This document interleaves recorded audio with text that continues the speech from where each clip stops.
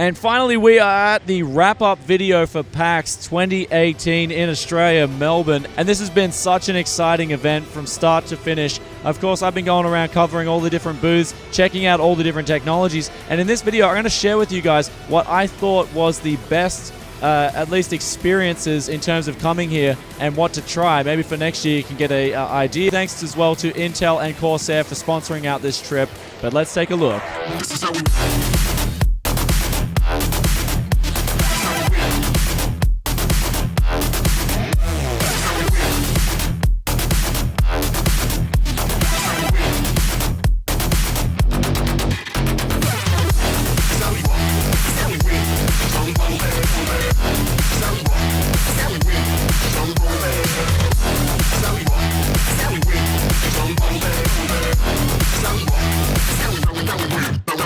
First things first, we have to talk about HP Omen and their booth they had on display. It was so good. It's not funny. They had literally everything I just enjoyed the most at this booth. For starters, they had the Red Bull cars where you could play Forza Horizon 4. It was so exciting. And then they had the wingsuit, which of course wingsuits are banned in a lot of countries, and you can experience it with VR, and it was just so exciting. And they had different sorts of VR experiences on display. And then at the back, they had some real innovative products. We saw a headset with cold plates inside using the thermoelectric plates that take the heat out, so it keeps your ears cold. And it was such a cool concept that I believe will work in the real world, especially in hotter climates like Australia. So the headset was really cool, but besides that, there was a keyboard and mouse that uses optical mechanical switches. So I guess it's the next step up for getting the fastest response times possible, because it uses a laser instead of an actual mechanical switch now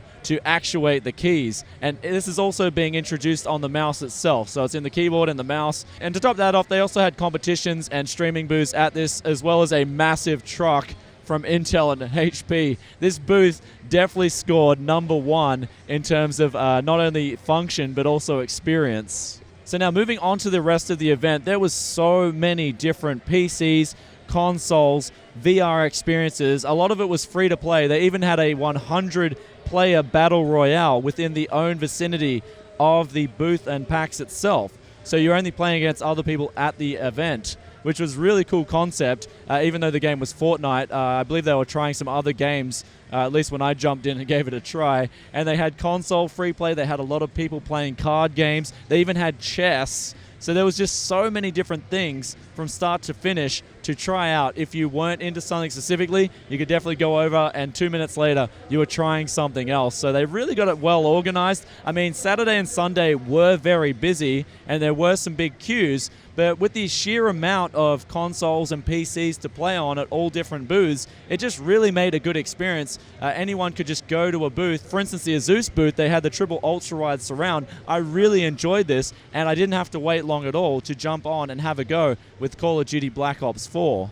Now, moving through the whole event itself, I do have to give props to the Cooler Master Hermit Pod. This was so cool. Not only the fact that it was just really comfortable, but it was actually a good concept. I do see this taking off, especially with people who live inside apartments and they want something that they can chill on, watch movies, but also play games and relax while they're playing games. And funny thing is about the Hermit Pod was my aim with the mouse was actually really good. It didn't deter me. It wasn't uncomfortable as opposed to sitting down in front of a desk. It was really well done, and it even had a cup holder, so you can put a coffee, a tea, in my case it would be a cup of tea, and just really enjoy your games. But then we move on to the custom builds, and this is where the Hermit Pods were attached to.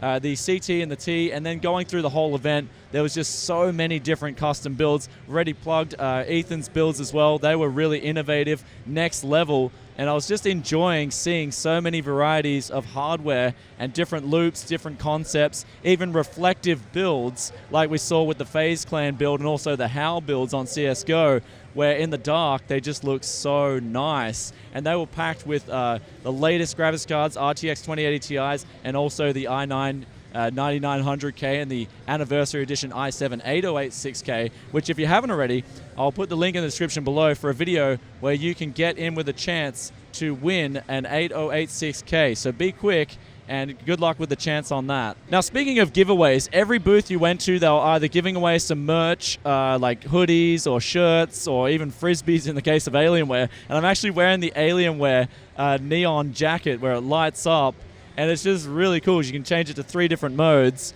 I think mine's run out of battery now, actually. But moving through there, if you couldn't get some merch given away, they had discounts on everything too. So like you could go get a shirt, a really nice shirt for $4, for instance, or you could go get a hoodie for really cheap. And then there was so many giveaways on products, on Enthusiast Tech, or even deals like we saw with Asus with their monitors. So you could really get and extract your value out of purchasing the ticket for PAX Australia itself. And then lastly, of course, we had unreleased games. For instance, in the case of NVIDIA, they had Metro Exodus on display. Now, I'm really looking forward to this title. I really enjoyed Metro Last Light. It was such a fun game, such a good experience. I jumped into it. It's a really fun game. It's going to be awesome. But at the same time, the RTX does look pretty good, but it comes, in my opinion, at a significant cost. Now, I know this game's not released yet, but this game was running 1080p, full HD, on a RTX 2080 Ti, I believe, and it was still sort of stuttering here and there. It was like a little bit choppy, and it just wasn't like a really smooth experience. I'm like thinking 2080 Ti, 1080p, even with RTX on, I believe we should be getting a really good experience out of this hardware combination. But besides the game itself, it did have those extra features. They do look pretty good. Of course, I'm waiting for the finished products before I make my final judgment. But from what I'm seeing so far, like when we look at a game like Crysis 3, for example, that looks beautiful and it plays really nicely. You just need high-end hardware again. So whether it's RTX on or off, I'm sure you're really going to enjoy a good-looking game regardless.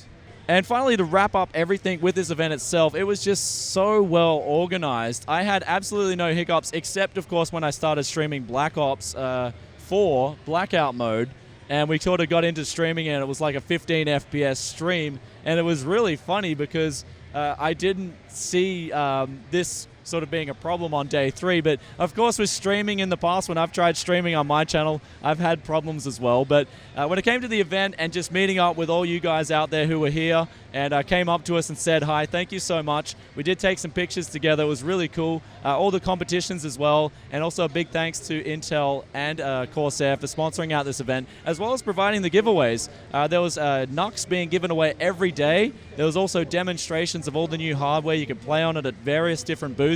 And then, of course, you had the cheaper hardware itself. So they had discounted Nux going for sale as well. So the whole event just came together to just be epic. And I really come out of this enjoying it. I look forward to coming next year.